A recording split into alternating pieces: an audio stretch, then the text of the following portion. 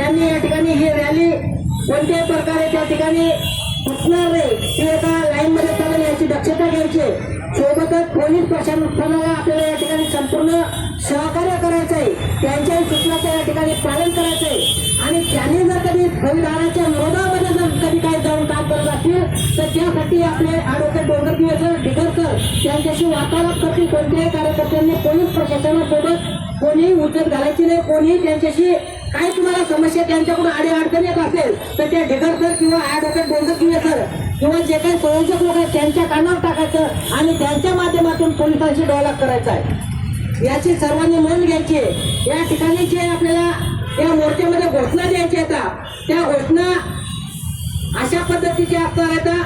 त्यामध्ये पहिली घोषणा राष्ट्रीय आदिवासी एकता परिषदेचा जेव्हा समोरचा माणूस म्हणेल की राष्ट्रीय आदिवासी एकता परिषदेचा तेव्हा मी म्हणायचं फक्त विजय असतो, काय म्हणायचं, आता ही घोषणा द्या, राष्ट्रीय आदिवासी एकता परिषदेचा, राष्ट्रीय आदिवासी एकता परिषदेचा।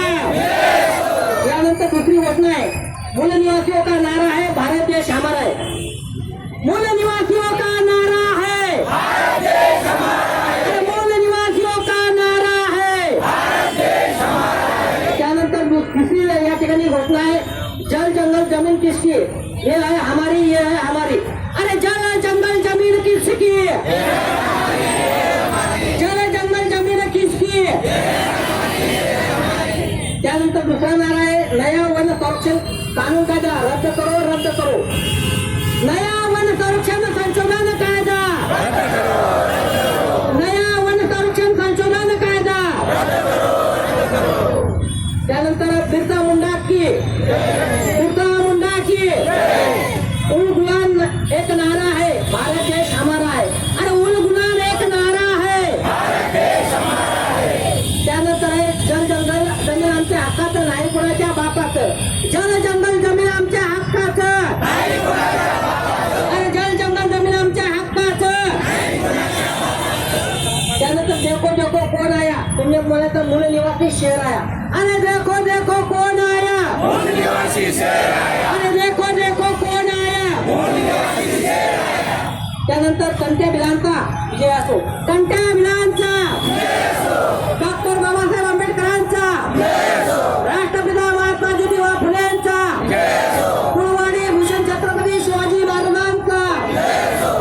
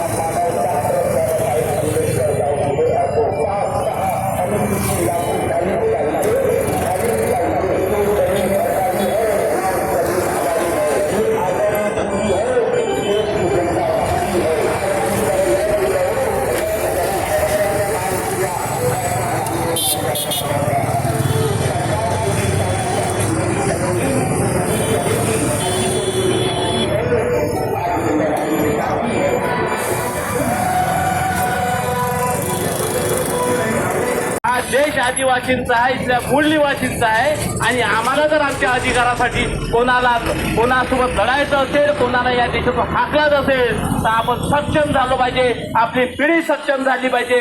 आणि आमच्यात जे काही लोक नोकर वर्ग झाले, काही लोक आमचे शिक्षित झाले, ते मूर्ख लोकांना हे समजत नाही, ते मूर्ख लोक आपल्याला मूर्खात काढतात। पण बाबासाहेब आंबेडकर बोलले होते कि मुझे पढ़े लिखों ने धोखा दिया, त्याचमुळे आपल्याला सुद्धा आमच्या पढ़े लिखे शिक्षित नोकरदार वर्गांना आदिवासी समाजाने धोका दिलेला आहे। त्यामुळे आता येणाऱ्या काळामध्ये नोकर वर्गाची ना ऐकण्यापेक्षा आपण एकत्रपणे लढू आणि डोंगरदेव साहेबांसोबत आपण पाठीच्या त्यांच्या सोबत राहू, एवढीच मी तुम्हाला विनंती करतो आणि आपल्या मागण्यासाठी आपण आयुष्यभर लढत राहू, एवढीच मी तुम्हाला विनंती करतो।